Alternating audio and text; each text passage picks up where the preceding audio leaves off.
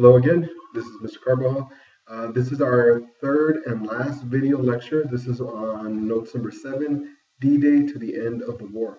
All right, so we're going to go into actually a little bit of the end of the war in Europe. At this point, the United States has been in the war for about 3 years or so. So this is what starts to go on. All right, so Germany at the beginning of the war conquered everything. They started with Austria, then Czechoslovakia, they went around, they got Poland, they got everything including France. And that basically left, at that point in 1942, or the end of 1942, that left England as the only country fighting against Germany. At this point, Germany has conquered all of Western Europe, part of Eastern Europe. He has made a deal, the non-aggression pact, with Joseph Stalin, basically saying we're not going to be enemies. We don't have to necessarily be best friends, but we're not going to be enemies. Stalin would have his empire in Eastern Europe. Hitler will have his empire in Western Europe. So the only ones left is England, and Hitler and Germany does not want to invade, because if you invade England, you have to go by water, and that would be a massive invasion on beaches, and the English would be waiting for them. So instead, they just do the Battle of Britain, which is attack, attack, attack through the air. Bomb after bomb after bomb, month after month after month. For 6 months, they basically devastated England. But they didn't surrender. The Royal Air Force fought very bravely against the Luftwaffe, the Air Force of the Germans, and they kept on going. They kept on going. Popular slogan in England at the time was, keep calm and carry on. Basically, keep calm with all this going on, and you just keep on going. So they did. At this point is where Hitler makes a huge mistake.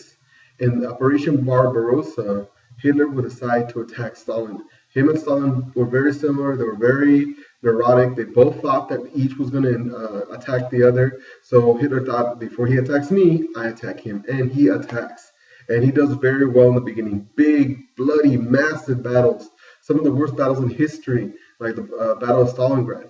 Millions and millions die within a few months. It's a huge, huge battle. Ultimately, the Germans are going to lose. Now, it's not because the Soviets are going to overpower them. It's because of the winter in the Soviet Union.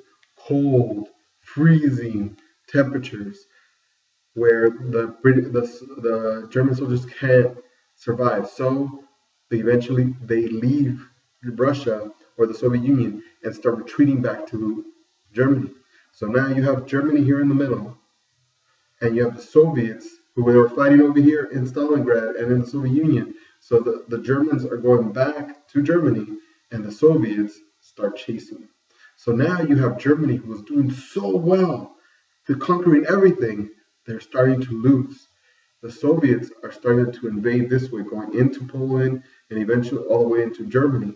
So the United States, the British, and the French realize that if they want to win this war, they have to start squeezing in from this side.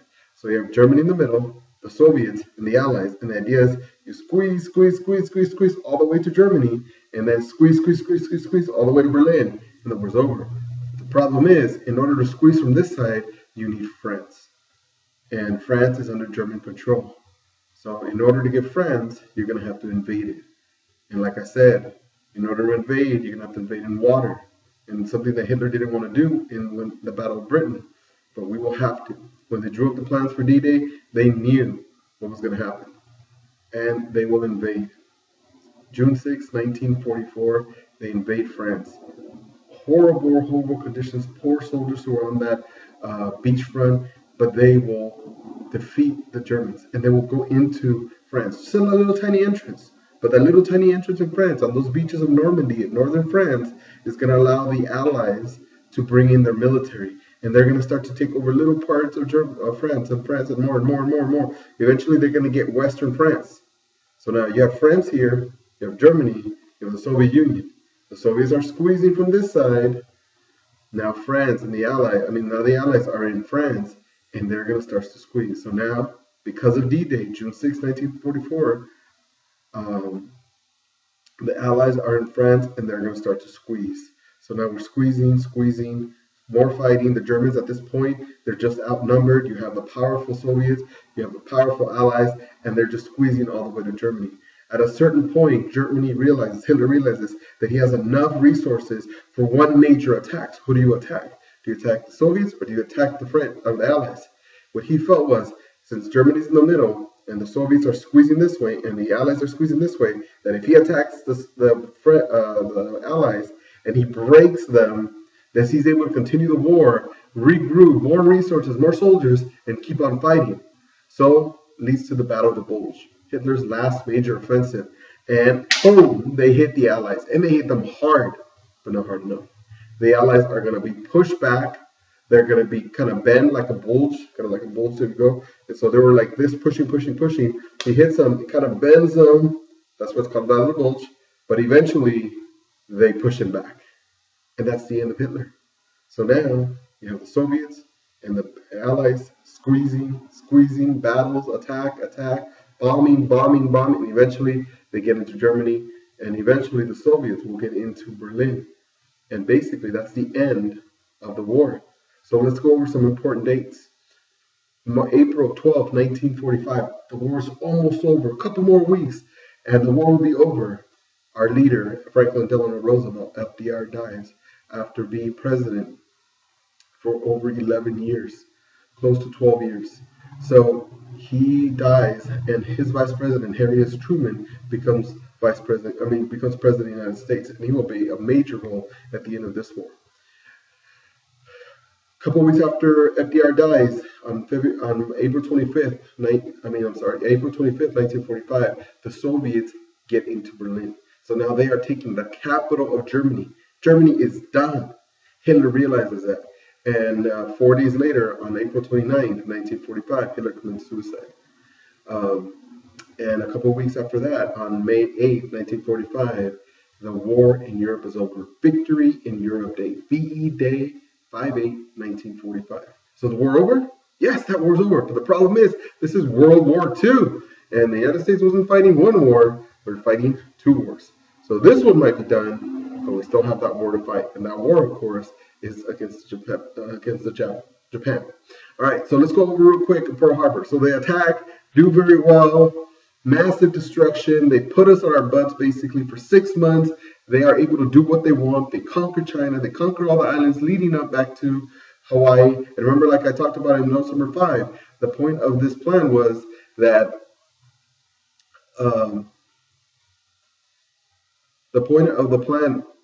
I'll start all over again. As we went back, there was a 5-step plan for Japan. Step 1, attack Pearl Harbor. They did that. Step 2, conquer China. They did that. Step 3, island hop and take all those islands all the way. Remember, step 4 was invade Hawaii. Take it over. Put their army there. And step 5, attack the West Coast. Well, in the 6 months, they got this done. So now, it leads to a very, very important battle, the Battle of Midway.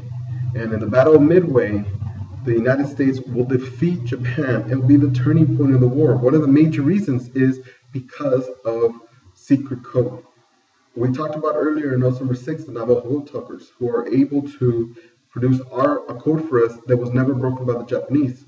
But our scientists, our leaders did break their code. And when they broke their code, we knew exactly where they were going to be at the Battle of Midway, where their ships were, where their airplanes were. We knew everything. So we planned a surprise attack, and they hit them hard, very hard. And they sunk 4 aircraft carriers. Aircraft carriers are huge. Wherever your aircraft carrier goes, all the Air Force on that aircraft carrier goes with it. So 4 aircraft carriers are able to take massive amounts of planes all over the Pacific and have these big fights. Because of this attack, all 4 go away. From this point, this turns the war around. At this point, we stand up and start fighting and stop losing, and all their aggression stops. And now it's us pushing them back toward Japan.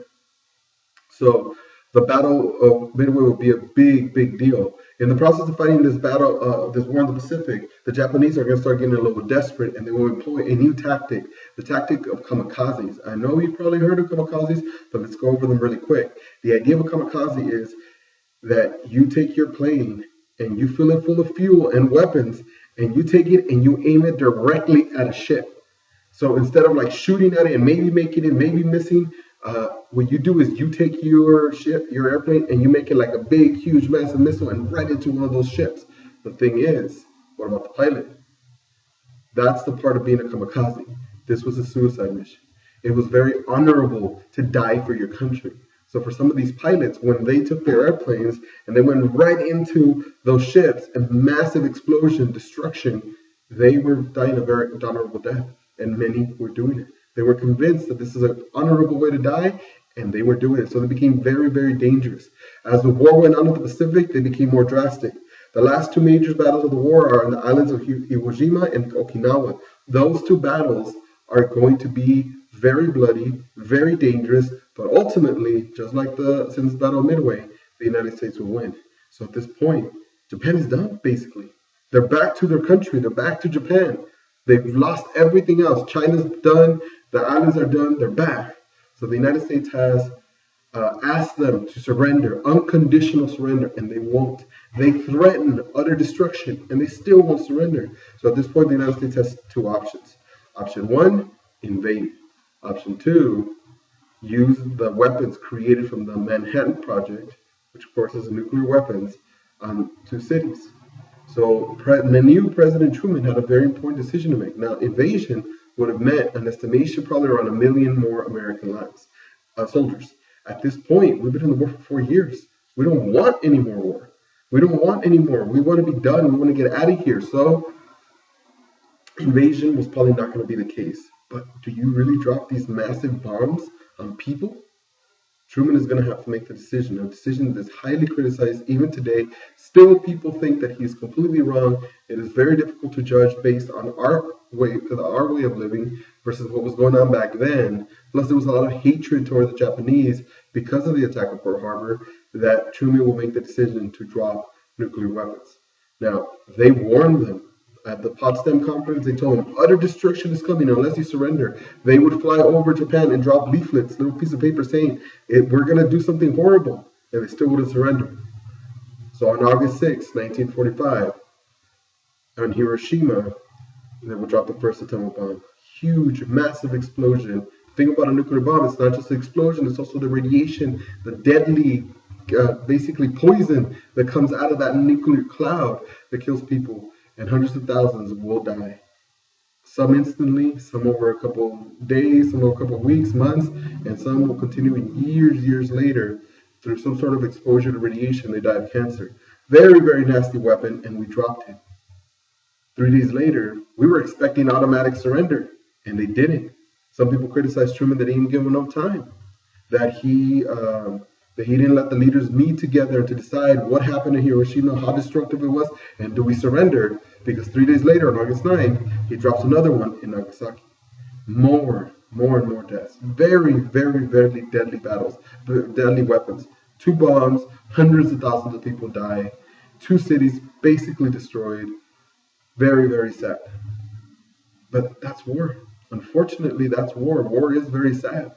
Now, like I said, there's still a lot of people who disagree with the decision. Myself, I'm not sure.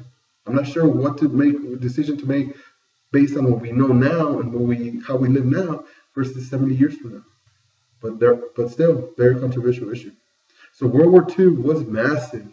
4 major categories. We had 2 wars. We had the Holocaust, which we didn't really talk about in this unit. We had Pearl Harbor attack. We had nuclear weapons.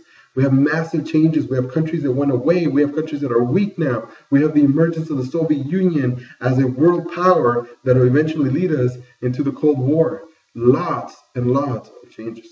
All right, that's it. Hopefully you had your notes out and you were talking to the text like I've talked about before. At this point of the year, it's been months and we've done this all over and over again. So you should have had those out. Thank you.